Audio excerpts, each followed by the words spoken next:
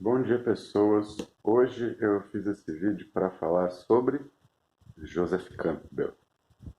Joseph Campbell é um autor acadêmico lá dos Estados Unidos que foi muito importante para mim, porque graças a ele eu me interessei por estudar os mitos, né, as mitologias variadas, comparar as mitologias, porque ele tem obras muito boas.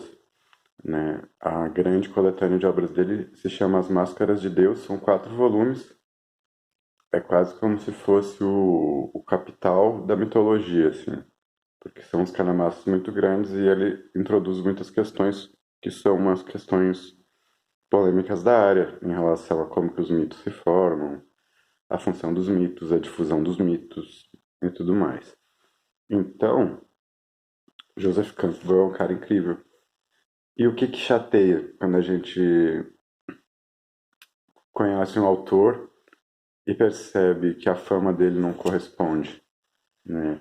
O que chateia é que a grande obra que o Joseph Campbell é conhecido é A Jornada do Herói, onde ele fala sobre o tal do monomito. Só que esse livro dele é de 49, né? Eu tenho um livro aqui dele, né, do Joseph Campbell, O Voo do Pássaro Selvagem, Ensaio sobre a Universalidade dos Mitos. Ele foi escrito, ele levou 24 anos para escrever esse livro, e é um trabalho, praticamente o último trabalho dele, né? Sobre mitos, em que ele dá a sua interpretação, né? A universalidade dos mitos.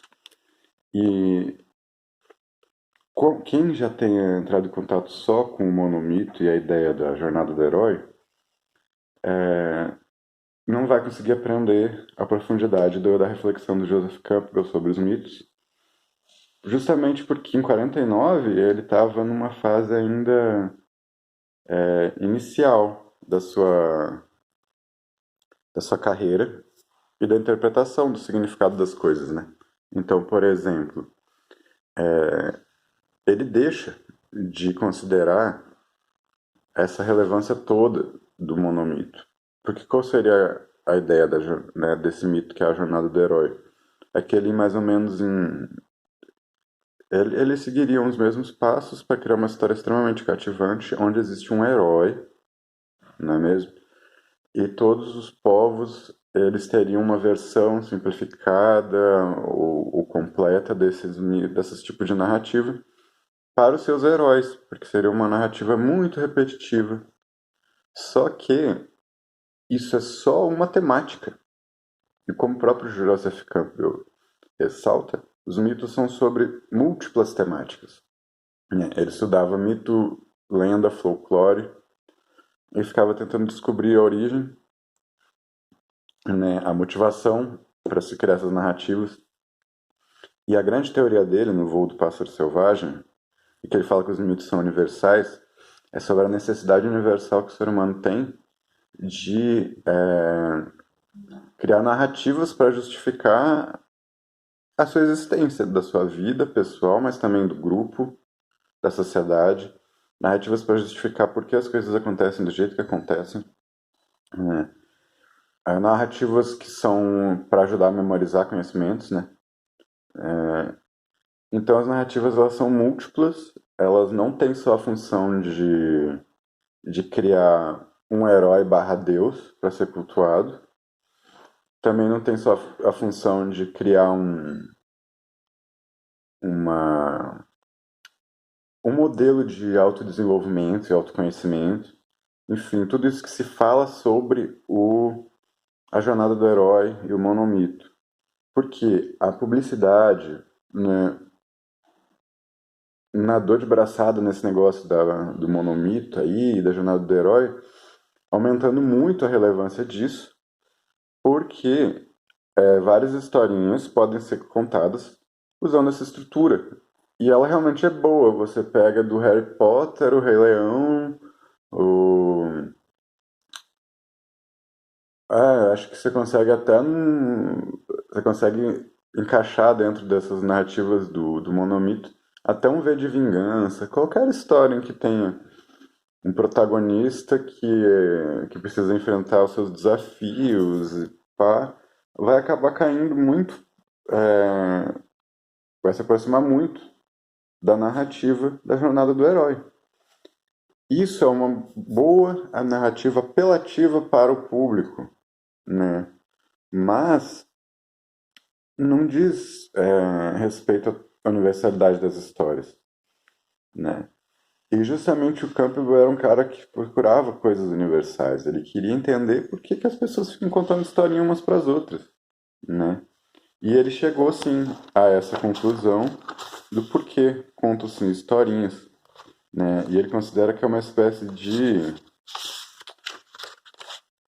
O mito, ele é como se fosse um órgão social que é necessário e quando falta, o ser humano ele entra em sofrimento.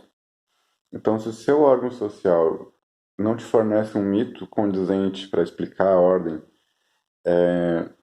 em que você vive, isso vai gerar um sofrimento mental e uma necessidade de tentar interpretar esses mitos e adequar e readaptá-los para que eles façam realmente sentido.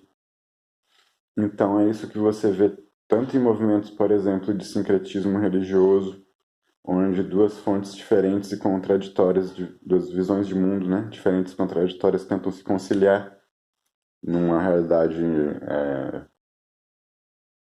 obrigatória, né, compulsória, por exemplo, para a pessoa escravizada que ela se cristianize.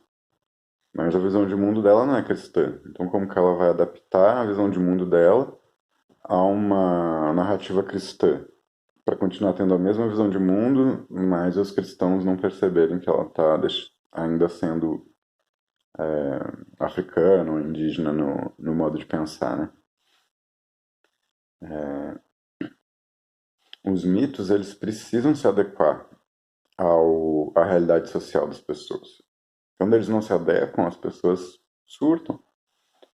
Isso é uma das importâncias dele frisar aqui, né, a universalidade dos mitos até para as pessoas de hoje em dia. Todo mundo vive graças às suas narrativas que são mitológicas e tão desconectadas da realidade quanto uma narrativa em que o Sol precisa enfrentar todos as feras que existem no submundo a cada noite para que então ele renasça no dia seguinte.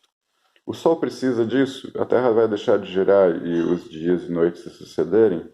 Não, mas os seres humanos precisam disso. Os seres humanos precisam de explicações por que fazem o que fazem, né? E uma narrativa mais próxima da verdade não deixa de ser um mito. Ela continua sendo. Porque é só isso que os mitos são. São narrativas que criam um caráter, que adquirem um caráter muito elevado por explicarem os ritos. E o que são os ritos? Os ritos são as ações concretas que nós fazemos todos os dias, né? Então, se todo dia você acorda e toma um cafezinho, esse é o seu rito. O dia em que você disser que você toma um cafezinho porque a planta do café tem a entidade sagrada do despertar, aí que entra em você e te anima, aí você vai estar começando a criar um mito para explicar esse seu rito. Os ritos vêm antes, os ritos são uma questão animal, de repetição de padrões. Animais em experimentos já demonstraram que são capazes de criar ritos ao interpretar uma informação de uma forma errônea, né? Eles botam um negócio para sair comida, por exemplo, a cada 5 minutos, e o bicho fica se comportando de formas diversas para obter a comida. Achando que é isso que faz com que a comida saia, mas ela só sai de 5 em 5 minutos, assim como o sol nasce todo dia. Mas o, o pombo, o rato, o animal que seja, começa a fazer um comportamento repetitivo achando que esse comportamento é que tem a ver com a saída da comida, né? A gente faz isso só que em escala social enorme e contando histórias uns para os outros. Mas é uma necessidade humana de não fazer os ritos sem uma explicação, né? É uma necessidade psicológica e social, porque de uma geração para outra os mitos são passados, e garantindo dessa forma uma coesão entre as gerações. O que acontece hoje em dia? Os mitos estão quebrados. Todos os mitos foram quebrados. As pessoas não acreditam ou questionam, e não têm unanimidade em relação aos mitos. Então a sociedade vive uma crise, né? Assim como, por exemplo, quando a gente olha para o passado é mais fácil de ver, né? Mas existiu uma crise chamada humanismo na Europa. Quando os próprios europeus, graças àquelas navegações, né, que eles começaram a fazer, descobriram que o mundo era muito maior do que a própria Europa. E, portanto, o cristianismo explicava de forma limitada a realidade, porque até então a literatura deles, europeia e cristã, só contava com a existência de um pouco da Ásia, um pouco da África e da Europa.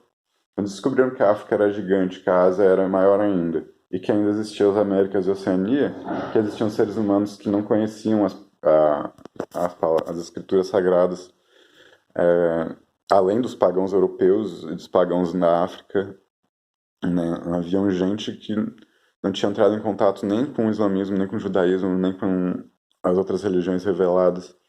Então, como explicar, afinal de contas, o que eram as Américas? Né? Era o paraíso ou era o inferno? Tudo isso criou uma contradição tão grande com os paradigmas, com a visão de mundo que eles tinham alimentado por quase 1000 anos, mais de 1000 anos, né? Porque essa estreiteza do universo ali fazia parte de todos os povos da antiguidade, né? Eles não sabiam das Américas desde sempre, né? Os egípcios já eram ignorantes em relação às Américas. Enfim, o, os mitos precisaram ser adaptados. Surgiu o humanismo, surgiu uma perspectiva diferente em relação a Deus e o ser humano, para poder dar conta de um universo mais amplo. Hoje em dia, a humanidade está sofrendo de falta de mito, falta de um mito que demonstre para onde que guie, né, as pessoas para fazer alguma coisa coerente. E nessa falta de mito, as narrativas todas se entram em conflito e as pessoas simplesmente continuam vivendo um pouco sem sentido, né? Então a gente tem aquelas questões igual a Greta fala, de que os jovens estão cansados de nascer em um mundo em que não existe futuro, né? E às vezes os mitos eles alimentam essa função da vida e de futuro, né? E de propósito. Então é isso. Leia Joseph Campbell para além da jornada do herói.